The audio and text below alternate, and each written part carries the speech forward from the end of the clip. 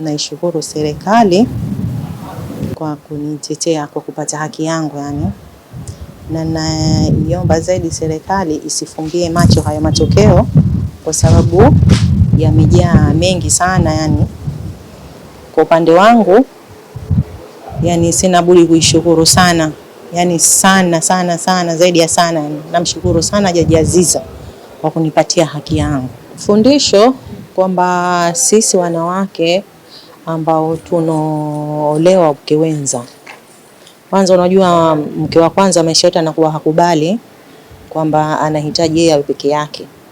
Na anajifanya kwamba yeye ni mume kamdhibiti kwa kila hatua. Kwa analolitaka yeye liwe lile lile. Kwa hiyo mimi naiomba mahakama kwamba itakapokuwa imetoka kitokeo kama hili la kwangu mimi au la zaidi ya kwangu mimi, lisifumbie macho. Ichukuliwe hatua haraka sana na wale isiangalie huyu ni nani, huyu ni mtoto wa nani au huyu anajulikana na nani. Kama mimi sina mtu ambaye ninayemjua, lakini alhamdulillah namshukuru Mwenyezi Mungu kupata haki yangu na namshukuru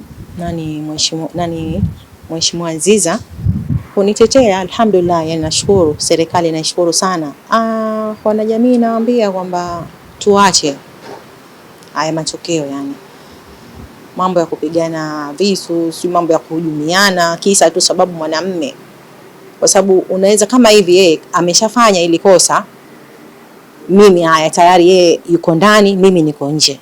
Sifahamu shida inakuja kwamba ni watoto sasa. Unapa shida watoto, unapa shida wazazi, kukuhangaikia wewe, kukuletea vyakula, kufanya hivi. Kwa hiyo mimi naomba serikali isitupie kwa jicho la huruma vitu kama hivi.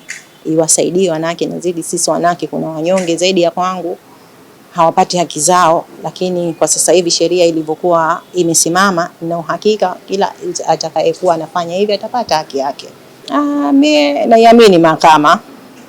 Kwa sina ulazima huo, kama wao wameshaamua kwamba mimi hakuna haja kupata fidia.